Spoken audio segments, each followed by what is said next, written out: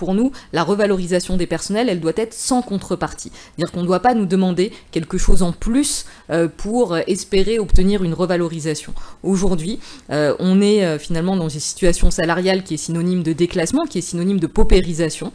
Il y a urgence à revaloriser les personnels. Ça veut dire le dégel immédiat du point d'indice, le rattrapage des pertes de pouvoir d'achat depuis 2010.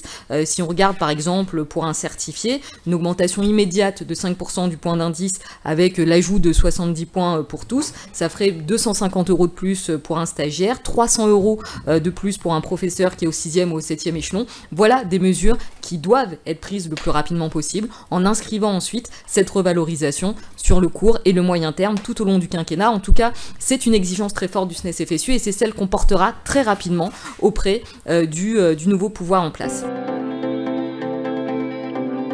Il faut revaloriser les salaires. On propose le rattrapage le dégel du point d'indice et le rattrapage pour l'ensemble de la fonction publique, ce qui équivaut à une augmentation de 30% des salaires. Et il faut le dire, augmenter les salaires, c'est libérer du temps. C'est permettre aux enseignants de ne pas recourir aux heures sup, en tout cas pas massivement, et libérer du temps pour se former, pour réfléchir, pour faire autre chose. En réalité, aujourd'hui, il faudrait une augmentation de 33% des salaires, une bonification des grilles indiciaires pour tous les échelons, afin de rattraper les moyennes de rémunération de la catégorie A dans la fonction publique, mais également la moyenne des rémunérations des enseignants dans les pays de l'OCDE. C'est le seul moyen de rendre attractif notre métier. On défend qu'il n'y ait pas un seul salaire en dessous de 1 800 €, donc c'est ça qui nous paraît effectivement aujourd'hui le nécessaire pour vivre. Ça concerne l'ensemble des personnels, donc c'est une revalorisation immédiate de leur salaire, une augmentation immédiate calculée en point d'indice, puisqu'on sait que c'est comme ça que ça passe chez les fonctionnaires. L'augmentation des rémunérations dans le cadre d'une concertation qui portera sur la définition des missions qui vont au-delà de la mission d'enseignement. Autrement dit, c'est mieux reconnaître et valoriser l'ensemble des missions qu'un professeur accepte d'assumer au-delà de sa mission d'enseignement, c'est-à-dire c'est demain mieux rémunérer le temps de formation qui aujourd'hui est organisé sur le temps d'enseignement. C'est demain mieux rémunérer dans le second degré le remplacement, les heures de remplacement qui sont aujourd'hui rétribuées sur la base d'heures supplémentaires. C'est encore demain mieux rémunérer les activités de suivi des élèves. L'objectif, c'est de rattraper la moyenne de l'OCDE.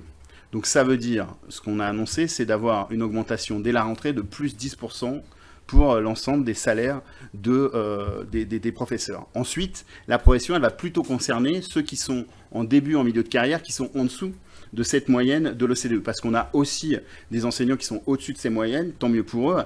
Et donc l'objectif, c'est plutôt de réduire et de rattraper un petit peu les écarts.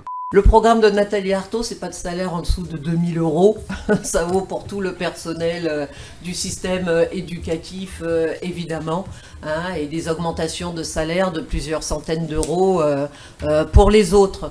Oui, parce qu'effectivement, il faut pouvoir vivre dignement de son salaire. Et bon, vous l'avez rappelé, y compris pour des jeunes enseignants qui débutent, pour des précaires ou pour des AED et des AESH, c'est pas facile de se loger en ce moment dans une grande ville avec les salaires. Voilà, donc une augmentation de 1 000 € au minimum. Je redis ces chiffres, vous les connaissez, mais en 1980, un prof commence sa carrière en moyenne à 2,2 SMIC. Aujourd'hui, c'est 1,2 SMIC. C'est insupportable, c'est inacceptable. C'est la question, ça n'est pas une question uniquement corporatiste, c'est la question de la qualité du service public d'éducation qui est posée. Nous proposons une augmentation de 30% de la rémunération des enseignants, 15% tout de suite, pour revenir sur les conséquences des dernières années du gel du point d'indice, et 15% à mettre en discussion avec les organisations syndicales enseignantes pour savoir si c'est en début de carrière, en fin de carrière, en milieu de carrière, sur telle catégorie qu'il faut peut-être mettre davantage pour rattraper tout ce temps perdu et répondre à la nécessité.